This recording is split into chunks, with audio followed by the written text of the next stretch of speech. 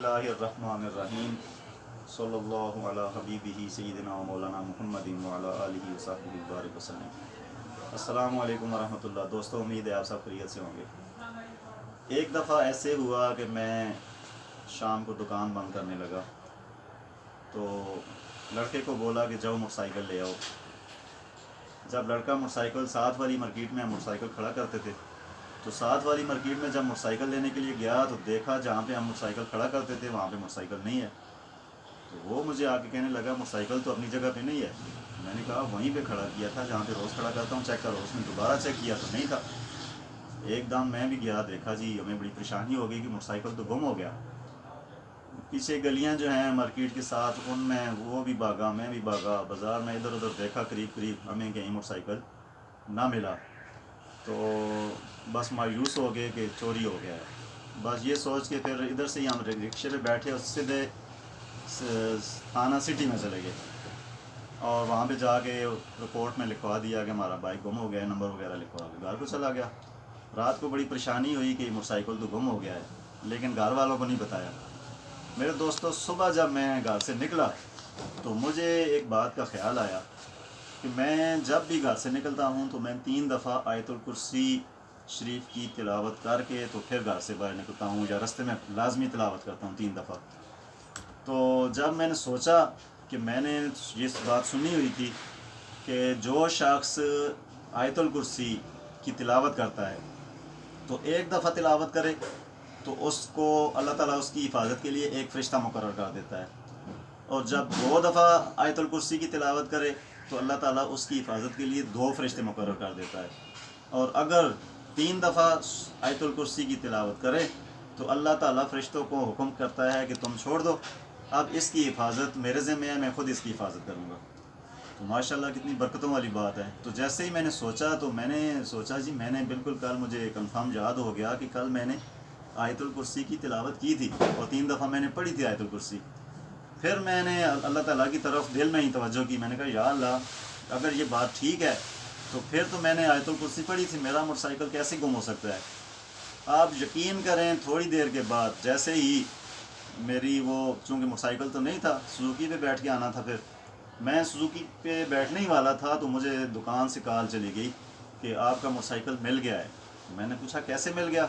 वो लड़के ने बताया कि हमारा जो पड़ोसी है वो गलतफहमी में किसी और का मोटरसाइकिल समझ के हमारे मोटरसाइकिल को अपनी दुकान में खड़ा करके घर को चला गया. तो कहने का मकसद ये है कि आयतुल कुर्सी के इतने फ़ज़ाइल हैं कि जो शख्स आयतुल कुर्सी की तिलावत कर ले अल्लाह ताला उसकी और उसके माल की हिफाजत फरमाता है. ये तो मेरे साथ जो ज़ाती वाक़या पेश आया था मैंने वो आपको सुनाया है.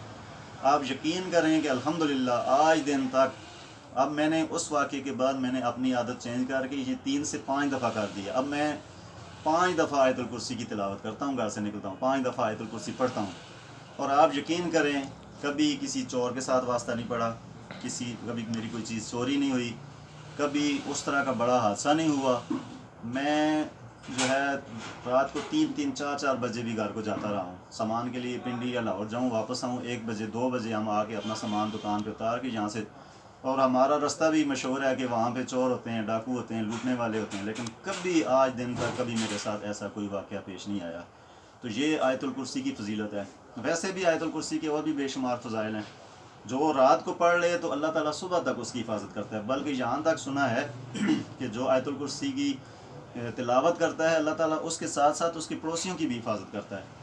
और दूसरी बात, जो सुबह कर ले तो शाम तक महफूज हो जाता है. जो शख्स हर फर्ज नमाज के बाद आयतुल कुर्सी की तिलावत करता है तो हदीस शरीफ में आता है कि जो शख्स फ़र्ज़ नमाज के बाद तिलावत करे आयतुल कुर्सी की 1 दफ़ा तो अल्लाह ताला उसके और जन्नत के दरमियान सिर्फ मौत का फ़ासला छोड़ते हैं, यानी जैसे ही वो मरेगा जन्नत में दाखिल हो जाएगा. तो देखें कितनी बड़ी फजीलत है. और आयतुल कुर्सी के और भी बेशुमार फ़ज़ाइल हैं. तो हदीस शरीफ में इसकी काफ़ी ताकीद आई है. और मेरे दोस्तों, आयतुल कुर्सी को अपना मामूल बना लें. ये अल्लाह का कलाम है. और आयतुल कुर्सी में ये है जी, सुनने में आया है, बुज़ुर्गान दीन कहते हैं कि आयतुल कुर्सी जो है इसमें आज़म है. اسم اعظم ویسے تو عرف عام میں مشہور ہے کہ اللہ تعالیٰ کا نام جو اللہ لفظ ہے یہی اسم اعظم ہے، اور آیت الکرسی میں بھی یہی، آیت الکرسی اسی سے شروع ہوتی ہے۔ کچھ لوگوں کا خیال ہے کہ بسم اللہ شریف میں بھی اسم اعظم ہے، تو بسم اللہ میں بھی اللہ کا اسم آتا ہے، تو یہ آیت الکرسی جب پڑھیں گے تو آپ کے منہ سے اسم اعظم بھی ادا ہو جائے گا۔